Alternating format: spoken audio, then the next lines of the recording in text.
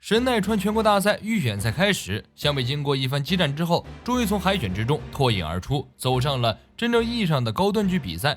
在高段位的战局上，湘北首先要面对的一个劲敌就是金95，打败金95就可以顺利进入神奈川8强，再打败咸阳高中就可以晋级决赛了。默默看着金95高中的出场名单，感叹道：“话说回来，高中最后一个夏天竟然跟5代对战，这也是缘分啊！”赤木此时的樱木正背负着退场王的名号，四处苦苦寻觅不被五罚下场的方法。湘北与金95比赛的重要性，樱木心知肚明。寻觅了一圈后，找到了四眼哥。四眼哥表示无奈，不被罚下的技巧，这叫我怎么描述给你呢？樱木无趣地丢开四眼哥，嘀咕了一句“小气鬼”，一脸不爽地往家走。身为天才的我，居然一分没得，连续3次被罚下场，这是何等耻辱！到底是为什么呢？第二天早上，赤木与木木在电车上遇见了木木口中那个缘分。金95的队长5代有和，他曾经也是北村中学的学生，与木木、赤木是同学。木木主动和5代搭话，5代十分高冷。我们金95一直以全国联赛为目标，联赛我们是进定了。赤木满脸黑线，年少轻狂，你还没跟我们打呢。5代转头看了眼赤木，平静地说：“我是不会手下留情的。”木木打圆场道：“上周的比赛我看了，金95的团队合作真强啊。”5代说道：“只不过我们队里有个问题儿童。”提到问题儿童，木木可有发言权了，刚要滔滔不绝地吐槽一下，赤木忙拦阻四眼哥：“家丑不可外扬，丢人死了。”木木笑道：“樱木那头红发加上脑门灌篮，早就是无人不知无人不晓了。”为了给樱木鼓劲儿，一大清早，杨平四大咖就带着樱木去看晴子。一见到晴子，樱木心里更惭愧了。几日前，晴子对自己说是他带樱木进入篮球部的，绝对不会看走眼。一想到自己被接二连三的罚下场，樱木就觉得无颜面对晴子。他对我期望那么高，这么下去可如何是好？这时，一辆摩托车呼啸而过，拐入露天篮球场的时候，摩托车主人丢下了还在转动的车子，跳下来接住晴子投出去的一球，直接空中接力一个大灌篮，把晴子都看呆了。此人就是金95的问题儿童，也是金95最强王牌南乡光一郎。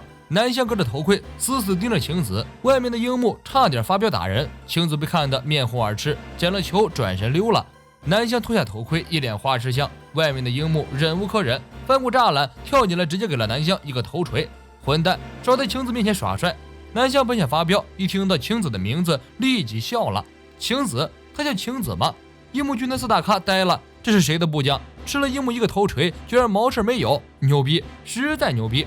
南乡应该是继海南的青天信长之后的又一只猴子，和樱木这个红毛猴子相吵甚欢。得知樱木的大名后，南乡惊了：“是你，湘北的脑门灌篮男！”樱木骗南乡说晴子和自己是恋人关系，一句话点燃了南乡的斗志，自作主张用晴子做赌注，一决胜负吧，红毛！下次比赛如果我们金95赢了，晴子就归我；你们输了的话，你就乖乖放弃晴子，就这么决定了。樱木表示：“你居然比我还不要脸！”南乡一激动，不小心吐露了心声。一直以来，自己就是为了讨女孩子欢心才打篮球的，可是到现在还没有看到结果。这次是个绝佳机会。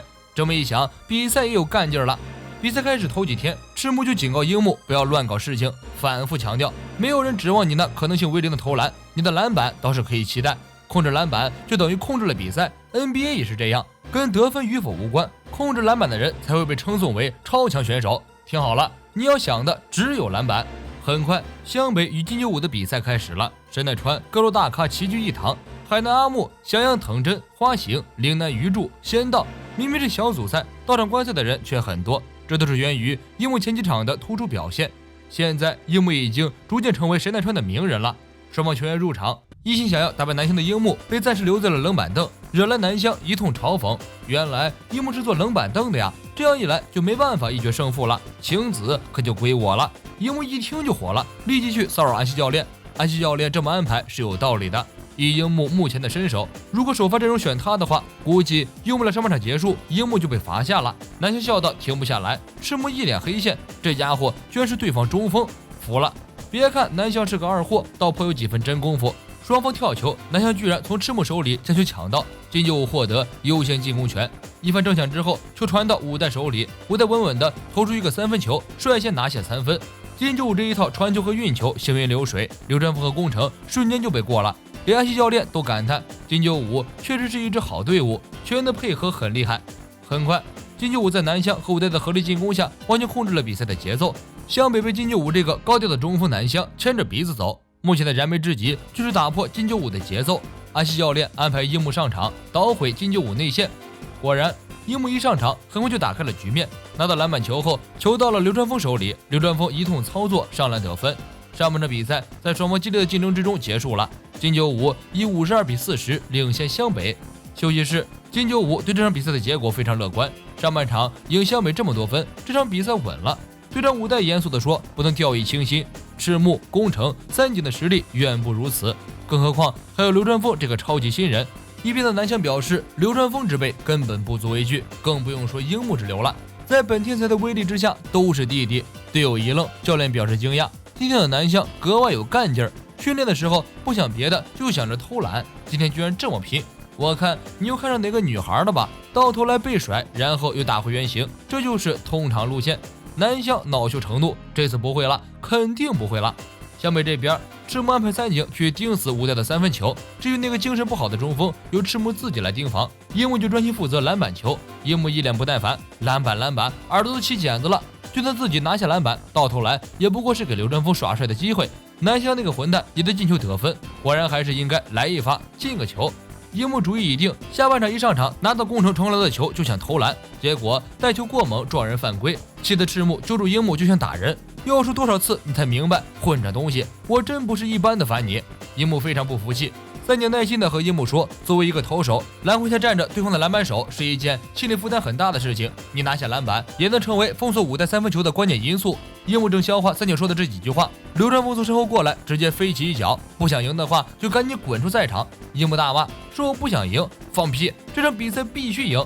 樱木的斗志被三井和流川枫点燃，金九武一投不中，樱木从南湘手下怒抢篮板，流川枫和三井迅速向前场移动，樱木将球传给宫城，宫城快速进攻，球传到底线流川枫那里，流川枫一个假动作又将球传回外线，三井三分球一投不中，篮板由赤木拿到，赤木自抢自扣，使出著名的星星灌篮，引爆了湘北的士气。面对赤木和樱木，金九武被打得没了底气，樱木死盯着武代喊道，放马过来，我要甩开膀子抢球了。武代怔了一下，三井趁机从武代手中抢断，湘北再次展开快攻。流川枫拿到球后迅速突进禁区，上篮得分，湘北的反攻开始了。樱木站在篮下，张开双臂，沉喝道：“篮板由我来守。”武代明显被樱木的气魄唬住，南湘不信这个邪，带球突进与樱木 battle。樱木使出自己的独门绝技，哼防守，一下子就把南湘给造懵逼了。这他妈是啥？都说影分身之术。待南湘回过神来的时候，手里的球早就已经凭空消失了。球到了宫城那里，宫城迅速给了三井，三井三分球得手。紧接着，樱木又疯抢了几个篮板，凭借着樱木的篮板和流川枫的突进，湘北迅速将比分追平。距离比赛结束还有15分钟，金九武叫了暂停。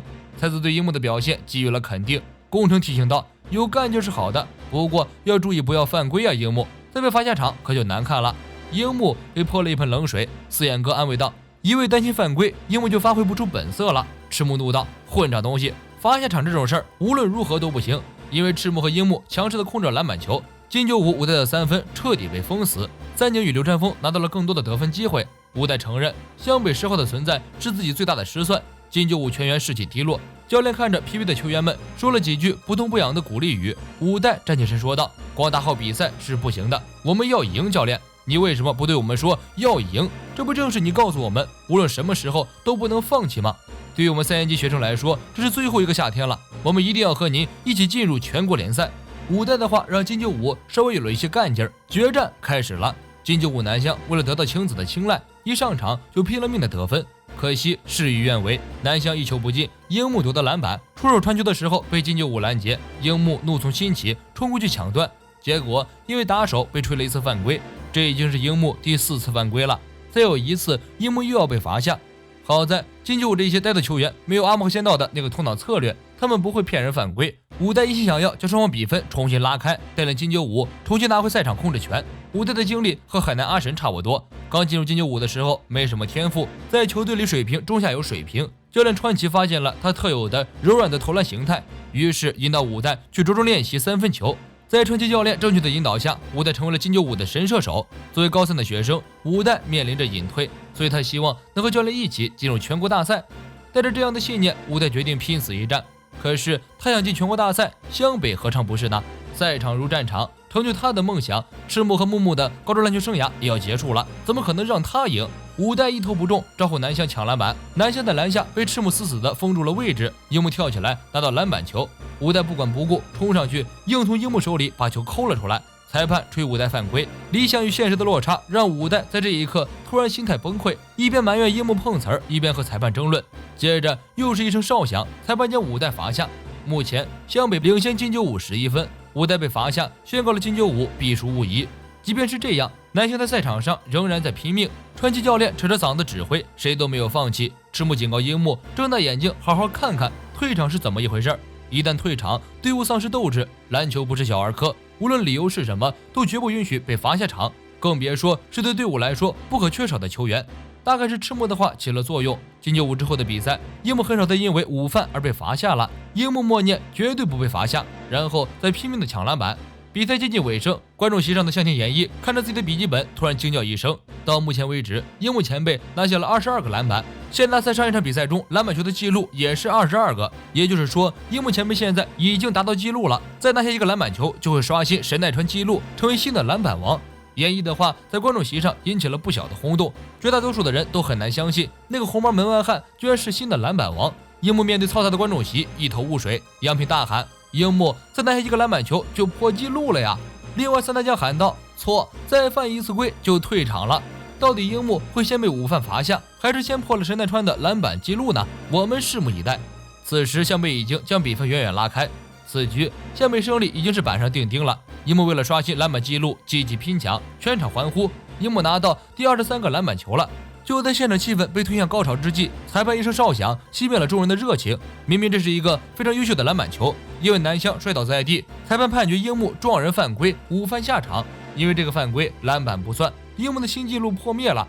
樱木下场之后，全场比赛结束，湘北111比79打败了金九五，全场都在为胜利者欢呼。樱木坐在角落里惴惴不安，这下完了，该怎么面对晴子呢？才子走过来笑道：怎么瘪茄子了，樱木，你没听到吗？樱木一愣，仔细一听，全场观众欢呼的正是自己的名字。樱木花道这个名字在人们的心里已经是超级篮板王了。